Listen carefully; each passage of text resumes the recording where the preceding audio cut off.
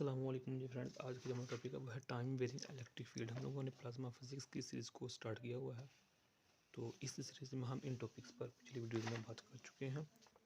तो आज की जो हमारे पास वीडियो नंबर 5 है, इसका ए पार्ट है टाइम वेरिंग इलेक्ट्रिक फील्ड। तो इसको स्टार्ट करते हैं। बिस्मिल्लाहिर्रहमानिर्रहीम सल्लल्लाहु अलैहि मुहम्मद सल्लल्लाहु अलैहि वसल्लम। टाइम वेरिंग इलेक्ट्रिक फील्ड मतलब क्या है कि हमने अब पार्टिकल को ऐसे रीजन में फेंक दिया है जहाँ जो मैग्नेटिक फील्ड है वो तो यूनिफॉर्म है। यानी कि हमने जब जब से सेकंड चैप्टर स्टार्ट किया है तो हमने हमेशा यही कहा है कि जो हमारे पास मैग्नेटिक फील्ड है वो हमेशा बी जी के अलोंग है। और ये जो यानी कि एक्स है, ये वाई है और ये जी है, इसके अलोंग मैग्नेटिक फील्ड है और ये यूनिफॉर्म है। लेकिन जो हमारे पास इलेक्ट्रिक फील्ड है ये नॉन यूनिफॉर्म है। नॉन यूनिफॉर्म का मतलब क्या है कि यूनिफॉर्म तो है लेकिन with the respect of time, time के साथ साथ स्लोली स्लोली चेंज हो रहा है, और जो चेंजिंग आ रही है ये भी यूनिफॉर्मली ही आ रही है। ओके, तो in simple words magnetic field uniform है और ये इलेक्ट्रिक फील्ड नॉन यूनिफॉर्म है, ये कि टाइम के साथ स्लोली स्लोली चेंज हो रही है। तो अब सबसे पहले हमारे पास ये इक्वेशन है। ओके, ये क्या है कि हम कहते हैं कि जो अलोंग दी एक्स एक्सिस हमारे पास जो पार्टिकल है वो मूव कर रहा है। ओके, तो जो इलेक्ट्रिक फील्ड है in the form of waves में उसके वेव्स के फॉर्म में वेरिएशन आती है, तो उसके लिए हमारे पास यहाँ ये इक्वेशन है। ओके, ये एक्स एक्सिस को शो कर रहा है, या इधर हम ये भी लिख सकते हैं। ये क्वेश्चन नंबर 1 होगी। अब इसको हम टाइम डेरिवेटिव लेंगे तो इसके ऊपर डॉट आइएगा, तो हमारे पास इसको इस तरह लिख सकते हैं। तो अब जो हमारे पास देखें ये किसकी इक्वल है, ये इसकी इक्वल है, तो ये हमने लिख दिया, ये इक्वेशन नंबर 1 बन गई हमारे पास। ओके, तो अब हम ये दो इक्वेशंस हैं, ये दो इक्वेशंस को कैसे आई कहाँ से आई मैं डिटेल में नहीं जाऊँगा, क्योंकि ये जो दो equation for non uniform electric field हमने ये देखिए वीडियो नंबर 2 है, इसके बी पार्ट में ये इन दो इक्वेशन पर डिटेल से बात की हुई है। तो ये दो इक्वेशन हमने वहाँ से ली हैं। ओके, तो by putting value of A and B in B, यानी कि अब ए की जो वैल्यू है वो बी में पुट कर दूंगा, ये वैल्यू मैं यहाँ पुट कर दूंगा तो मेरे पास ये इक्वेशन बन जाएगी। ओके, तो नाउ फ्रॉम इक्वेशन सी, अब जो इक्वेशन नंबर सी है ये वाली ऊपर वाली इक्वेशन सी से हमने जो ओमेगा सी स्क्वायर है उसको मैं कॉमन निकाल लूँगा, तो मेरे पास ये इक्वेशन बच जाएगी। ओके, अब यहाँ से मेन हमारा जो टॉपिक है वो स्टार्ट होता है। Let us define V P is equal to, हमारे पास ये इसके इक्वल है। ओके, अब वी पी क्या है हमारे पास, ये हमारे पास पोलराइजेशन है। क्या है ये, इसको हम कहते हैं पोलराइजेशन ड्रिफ्ट है। जो एक्स एक्सिस अलोंग ड्रिफ्ट हो रही है in the direction of electric field, वो जो ड्रिफ्टिंग हुआ है उसको हम पोलराइजेशन ड्रिफ्ट कहते हैं, क्योंकि पोलराइजेशन हो रही है ना along the x axis, along the x axis, क्योंकि जो हमारे पास इलेक्ट्रिक फील्ड है वो भी अलोंग द एक्स एक्सिस ही है, तो लिहाजा जो पोलराइजेशन होगी वो हमारे पास इसके इक्वल होगी। ये मेरे पास पोलराइजेशन है, यानी कि इन अदर वर्ड्स हम ये कहते हैं जब इलेक्ट्रिक फील्ड के लिहाज से चेंज हो रहा होगा तो वहाँ एडिशनल ड्रिफ्ट आ जाएगा, जो कि इसकी वजह से होगा, ई क्रॉस बी की वजह से होगा। इसकी वजह से जो एडिशनल ड्रिफ्ट आएगा उस ड्रिफ्ट को हम पोलराइजेशन ड्रिफ्ट का नाम देते हैं। ओके, और ये जो पोलराइजेशन ड्रिफ्ट है ये इससे जो मेरे पास है ई क्रॉस बी से डिफरेंट होगा नेचर में, ये याद रखिएगा। ओके, तो वो यानी कि वो किस तरह होगा कि हमने लास्ट टॉपिक्स में स्टडी किया हुआ है कि जो ई क्रॉस बी है ये तो ना चार्ज पर डिपेंड करता है और ना ही मैस पर डिपेंड करता है, लेकिन जो हमारे पास वेपराइजेशन ड्रिफ्ट है, ये पोलराइजेशन ड्रिफ्ट है, ये मैस पर भी डिपेंड करती है और चार्ज पर भी। यानी कि मिसाल के तौर पर जो इलेक्ट्रॉन्स होते हैं हम जानते हैं उनका मैस कम होता है, तो इसकी वैल्यू उसके लिए कम होगी, लेकिन जो आयंस होंगे या जो कैटियंस होंगे जिनके ऊपर पॉजिटिव चार्ज होगा उनका चूँकि मैस ज़्यादा होता है तो लिहाजा इसकी वैल्यू भी ज़्यादा होगी। तो लिहाजा ये जो वैल्यू पोलराइजेशन ड्रिफ्ट है इस ड्रिफ्ट से ये यानी कि ई क्रॉस बी से नेचर में डिफरेंट हो। खैर, ये मेरे पास क्या है, वेपोराइजेशन ड्रिफ्ट है, और ये वाली इसको हम इस तरह भी लिख सकते हैं, V P is equal to plus minus E X dot over omega C B, इस तरह भी लिख सकते हैं। ओके, कोई मुश्किल बात नहीं है। क्या किया है सिंपल कि जो ये है तो इसको हमने इस फॉर्म में लिख दिया, डॉट की फॉर्म में लिख दिया हुआ है। अब ये हमारे पास क्वेश्चन नंबर जी है, ये क्या है, ये हमारे पास ड्रिफ्ट है ड्यू टू इलेक्ट्रिक फील्ड। एक इलेक्ट्रिक फील्ड से भी की वजह से भी ड्रिफ्ट है और ये भी ड्रिफ्ट है, लेकिन ये पोलराइजेशन ड्रिफ्ट है।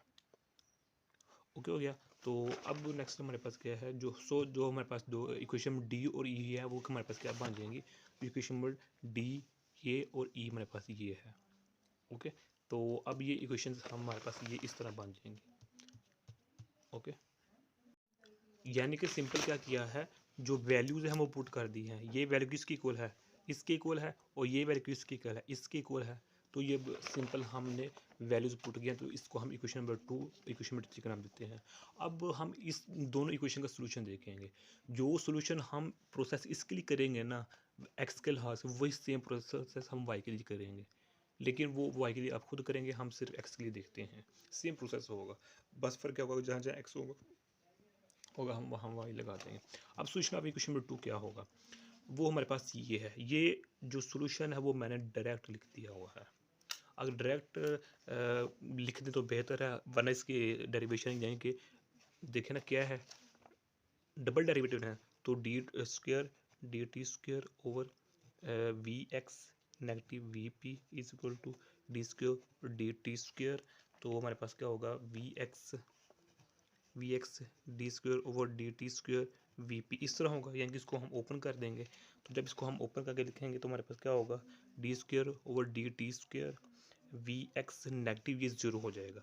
जब हम वी पी का डबल डेरिवेटिव लेंगे तो वो हमारे पास उसका आंसर क्या होगा, ज़ीरो होगा।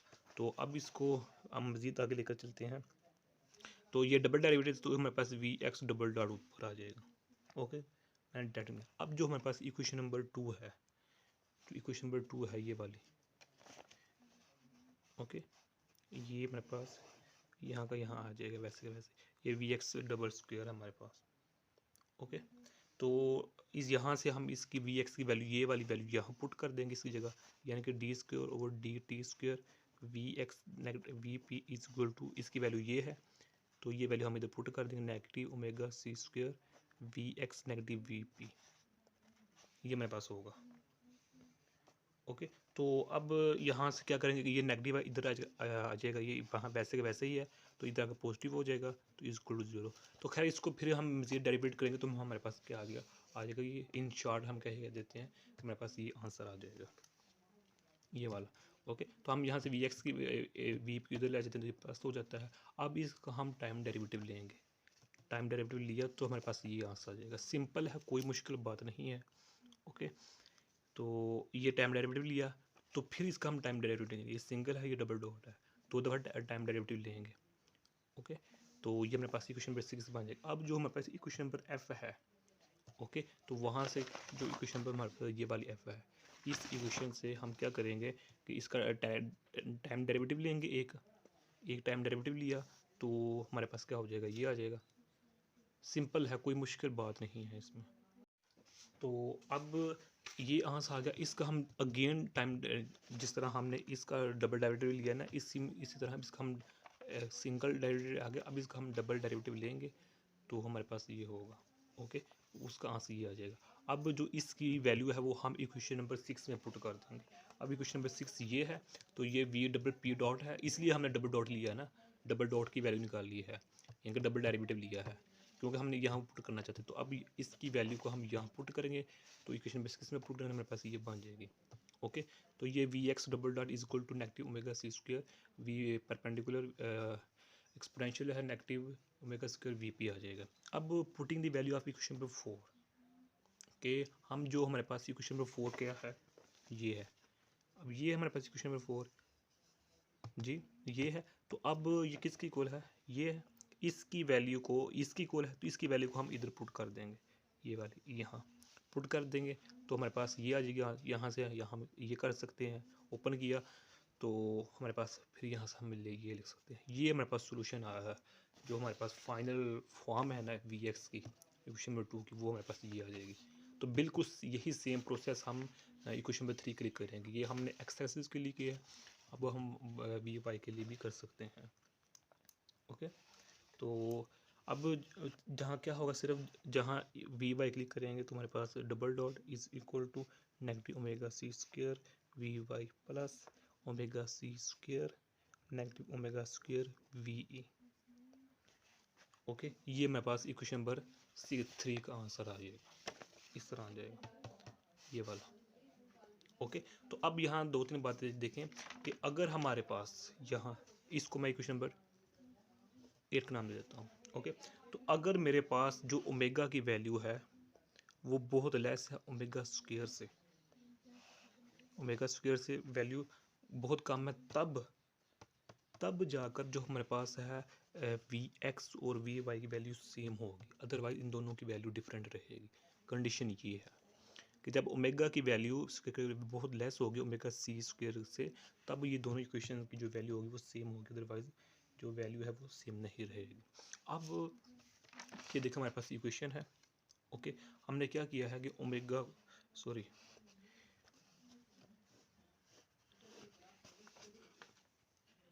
हम जो है ना पोलराइजेशन करंट की तरफ जाना चाह रहे हैं। ओके, पोलराइजेशन जो करंट जो जिसको हम जे से शो करते हैं, तो यहाँ ये फार्मूला, इस फार्मूले को यूज़ करेंगे तो ए को इधर ले जाएंगे तो मेरे पास ये पोलराइजेशन करंट बन जाएगा, जिसका फार्मूला मेरे पास ये बन चुका है। अब ये जनरल फार्मूला है, इसको जब हम आइंस के लिए यूज़ करेंगे तो फिर इस तरह लिखेंगे। अगर इसी फार्मूले को हम इलेक्ट्रॉन्स के लिए लिखेंगे तो हम इस तरह यूज़ करेंगे। ये नेगेटिव इलेक्ट्रॉन की वजह से है, क्योंकि इलेक्ट्रॉन पर नेगेटिव चार्ज होता है इस वजह से। ओके, अब यहाँ से हम जो नेक्स्ट स्टेप है वो हमारे पास क्या है कि टोटल करंट डेंसिटी क्या होगी, यानी कि ये आयंस के लिए है, ये इलेक्ट्रॉन, इन दोनों को जब हम ऐड कर देंगे तो हमारे पास टोटल करंट डेंसिटी है वो हमारे पास आ जाएगी। ओके, एंड ये हम इसको कॉमन निकाल लेंगे। अब जो वी पी है जो हमने यहाँ से लिखा था वी पी, ये हमारे पास। ओके, तो इसकी फार्मूला मैं आगे लिखता हूँ।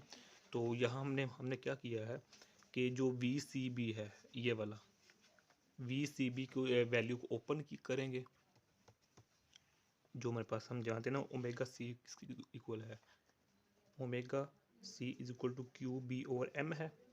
तो ये वैल्यू हम यहाँ पुट कर देंगे, तो ये बी पहले है तो ये एक बी से स्क्वायर हो जाएगा।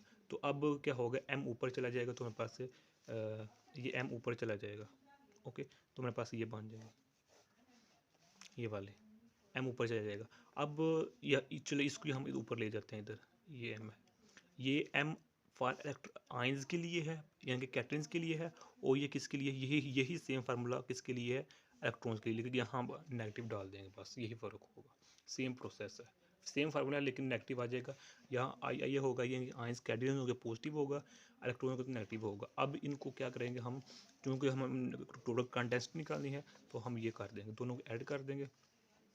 तो इसमें से जो मेरे पास होगा एन ई, वो कॉमन है हमारे पास, ये वाला वो पहले ही कॉमन है तो वो है। तो अब जब इन दोनों को ऐड करेंगे तो मेरे पास जो इधर भी ई है, इधर भी मेरे पास ई है।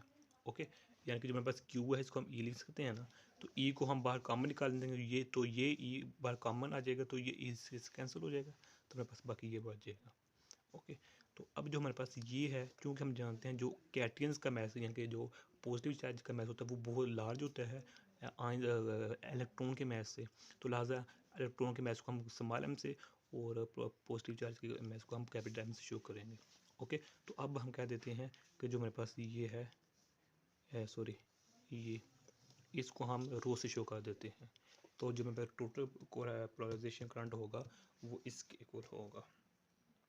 ओके, ये मेरे पास रो क्या है, मैस डेंसिटी को शो कर रहा है।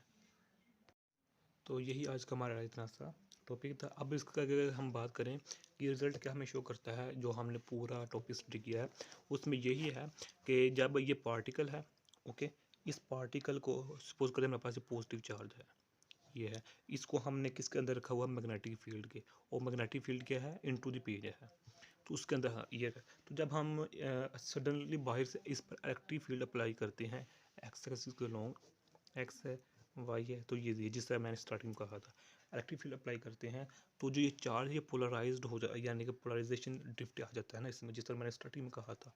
तो जो कि इसकी जो डायरेक्शन होगी वो भी इस डायरेक्शन में होगी जिसकी डायरेक्शन में इलेक्ट्रिक फील्ड हमने अप्लाई किया होता है।